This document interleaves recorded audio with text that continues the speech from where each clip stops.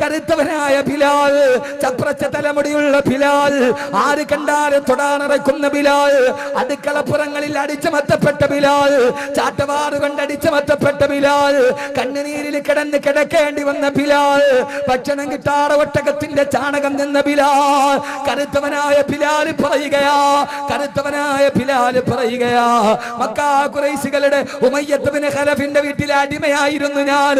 ആ സമയത്ത് ഉമയ്യത്തിന്റെ ഒട്ടകങ്ങളെ വെച്ചിട്ട് രാപ്പകലുകളോളം മുക്കാവാ ചന്തയിലൂടെ കടന്നുപോയി. ലജ്നാൻ പർവ്വതത്തിന്റെ പ്രാന്ത പ്രദേശത്തിൽ ഞാൻ ആ ഉമയ്യത്ത് ബിൻ ഖലഫിന്റെ ഒട്ടകത്തെ വെച്ചിട്ട് വൈകുന്നേരം തിരിച്ചു വരുമ്പോ ഒട്ടകത്തിനെ വെച്ചിട്ട് വന്ന എനിക്ക് ഒരു നേരത്തെ ഭക്ഷണം പോലും അവര് തരുമായിരുന്നില്ല. ഞാൻ കറുത്തവനല്ലേ, ഞാൻ ചപ്രച്ച തലമുടിയുള്ള ഹബിഷിയല്ലേ, ഞാൻ അടിമയല്ലേ. അവസാനം ഒരു നേരത്തെ ഭക്ഷണം കഴിക്കാറില്ലാതെ പാതിരാത്രിയിൽ അവര് മുഴുവനും വയറ് നിറച്ച് കിടക്കുമ്പോ എനിക്ക്